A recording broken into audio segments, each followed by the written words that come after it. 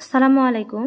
আমরা একটি বর্গের অঙ্ক দেখতে পাচ্ছি, যেখানে দেওয়া আছে 20,740 জন সৈন্যকে বর্গাকারে সাজাতে গিয়ে 4 জন অতিরিক্ত হয়, প্রতি সারিতে সৈন্য সংখ্যা কত? এই প্রশ্নগুলো চাকরির পরীক্ষায় প্রায় প্রত্যেকটা পরীক্ষায় এই প্রশ্নগুলো এসে থাকে।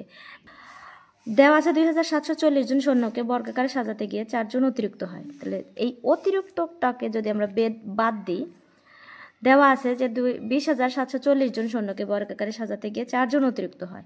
এই অতিরিক্ত 4 জনকে যদি আমরা বাদ দিই তাহলে বর্গ সংখ্যা পাবো, অর্থাৎ 20,740 থেকে যদি আমরা 4 জনকে বাদ দিই তাহলে কত পাবো? 20,736 জন। এই 20,700, তো আমরা 4 জন সৈন্যকে বাদ দিয়ে কি পেলাম? 20,736 জন।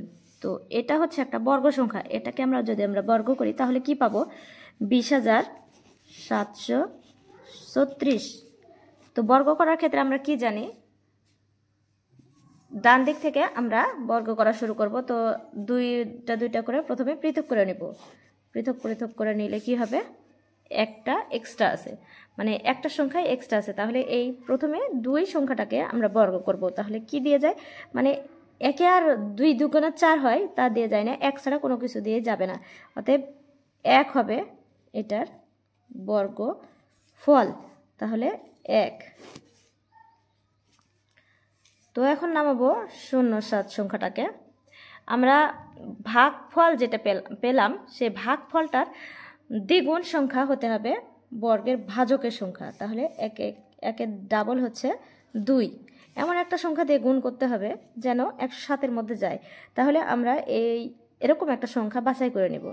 তাহলে যাই 107-এর মধ্যে যেতে পারে। 5 দিয়ে যদি আমরা করি তাহলে কি হবে? 5 10 আর 2 12, 125 হচ্ছে, অর্থাৎ যায় না। সেক্ষেত্রে আমরা কি ধরে নেব? 4 দিয়ে গুণ করলে কি হবে? 96। 6 কত হলো 7, 1 9 কত হলো 10, 1। এখন যদি আমরা 36 সংখ্যাটাকে এবার নামিয়ে নেব। এখানে কি পেলাম? 4। ভাগফল পেলাম আমরা 14। তাহলে 14-র ভাগফলের দ্বিগুণ আসবে এখানে ভাজক। তাহলে 14 দুগুণ 28।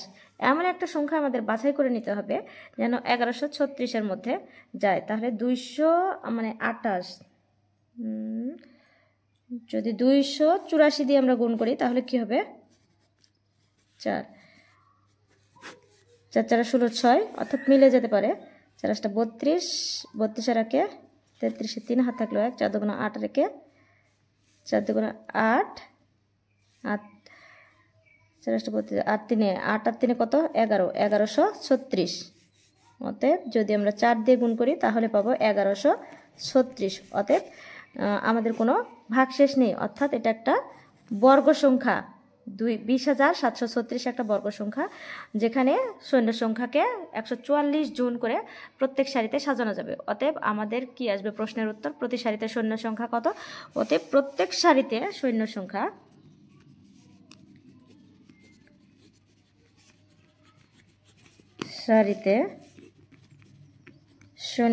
কত? 144 জন। এটাই আমাদের উত্তর। এতক্ষণ আমাদের সঙ্গে থাকার জন্য আপনাদের অসংখ্য ধন্যবাদ।